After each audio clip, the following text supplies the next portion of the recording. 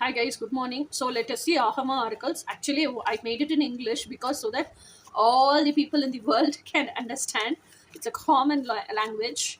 But now people are requesting me to put in Tamil as well as in English. I'll try my best because I don't know every day whether I'll have time to put it in English as well as in Tamil also.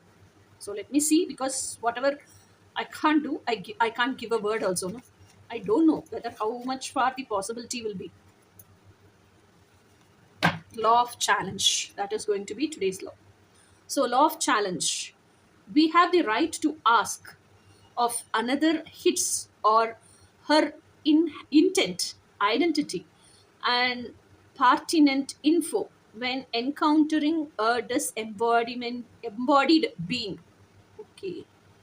In the sense of integrity, honest, ethics, acting in line with higher laws despite negative impulses to the contrary.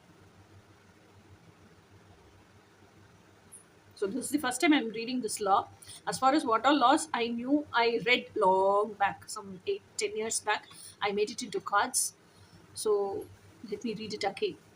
We have the right to ask of another his or her intent, identity, and pertinent into when encountering a disembodied being. Disembodied being means it's something like how to tell, something like ghost who has died without like fulfilled wishes. They don't. They still have wishes to be fulfilled, and they'll be like a dark ghost. They are called disembodied beings. So if somebody comes into your vicinity or somebody comes into your energy field, okay. So that those times are all challenging times only, na? So you have all the right as a human. You have all the right to ask what's your intention, what's your identity, all those things, in information about that disembodied being whom you are encountering. Okay, in the sense of integrity, honest, etniles acting in line with higher laws, like with higher intentions. You will also ask only with like pure intention or higher intention, because we all know, even though that is an disembodied being, that is also an energy. You have to learn to respect energy, isn't it? So you're not asking to harm it, or you're not asking in the intention to despise it, or you're not asking in the intention to intention, like how to tell, with low self-esteem. No, no, it's not like that. The intention should be very pure to know actually who you are, what it is, and your energy. You are asking about that energy, and while you are asking to that energy, your energy also should be very pure, very honest, with utmost integrity. That is what they are telling. Out of like, you should have got rid of negative energies. You should not ask with negativity. That is what they basically mean. So this is the law of challenge. So when you ask like that, even the opposite side energy also can sense and feel your energy, isn't it? Like same, when you come in contact with that energy, you can also feel that energy, embodied being's energy, isn't it? So that embodied being also can sense your energy. Is it fake, or is it negative, or is it with pure intentions? Is it to help me? Is it to send me to moksha? Everything they can feel. So let your energy be pure, let your energy be honest, and let your energy be with integrity.